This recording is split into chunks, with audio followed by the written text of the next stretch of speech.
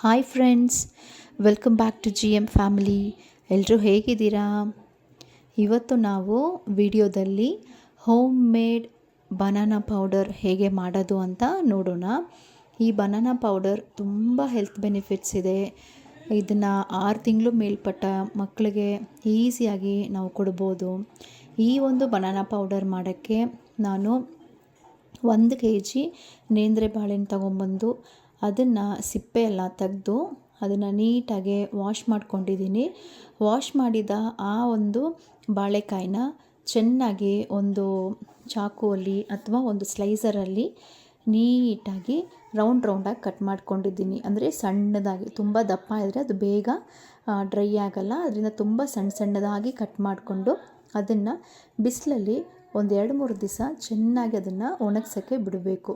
So ಹಾಗೆ ನಾವು ಕೈಯಲ್ಲಿ ನಮ್ಗೆ ಮುಟ್ಟಿದ್ರೆ ಗೊತ್ತಾಗುತ್ತೆ.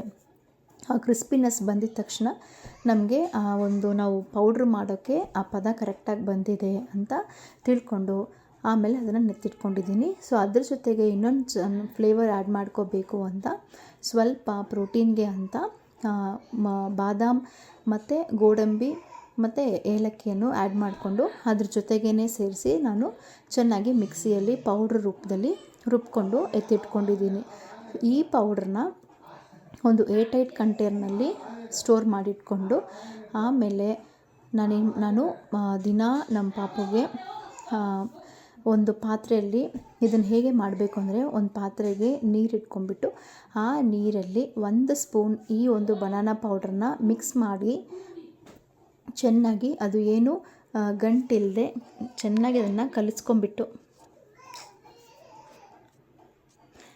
ಏನು ಲಮ್ಸ್ ಇಲ್ಲದೆ ಚೆನ್ನಾಗಿ ಅದನ್ನು ಕಲಿಸ್ಕೊಂಡು ಚೆನ್ನಾಗಿ ಅದನ್ನು ಕುದಿಯೋಕ್ಕೆ ಬಿಡಬೇಕು. ಸೊ ಅದು ಕುದಿದ ತಕ್ಷಣ ಕೆಳಗಡೆ ಎತ್ತಿಟ್ಕೊಂಡು ನಾವು ಟೇಸ್ಟಿಗೆ ಬೇಕಾದರೆ ಒಂದೇ ಒಂದು ಸ್ವಲ್ಪ ಬೆಲ್ಲದ ಪುಡಿ ಹಾಕ್ಕೊಂಡು ತಿನ್ನಿಸ್ಬೋದು. ಸೊ ಇದು ನ್ಯಾಚುರಲ್ ಆಗಿ ಮನೆಯಲ್ಲೇ ಮಾಡೋದು ಫ್ರೆಂಡ್ಸ್. ನಿಮಗೇನಾದರೂ ಈ ಒಂದು ಬನಾನಾ ಪೌಡರ್ ಬೇಕಿದ್ದರೆ ಸ್ಕ್ರೀನ್ ಮೇಲೆ ಬರೋ ವಾಟ್ಸಪ್ ನಂಬರ್ಗೆ ಹಾಯ್ ಅಂತ ಮೆಸೇಜ್ ಕಳಿಸಿ. ನಿಮಗೆ ಹೋಮ್ ಡೆಲಿವರಿ ಮಾಡೋಕ್ಕೆ ನಾವು ರೆಡಿ ಇದ್ದೀವಿ. Thank you friends, thank you for watching. Subscribe my channel, comment ಮಾಡಿ ಸಬ್ಸ್ಕ್ರೈಬ್ ಮಾಡೋಕ್ಕೆ ಮರಿಬೇಡಿ. Thank you friends.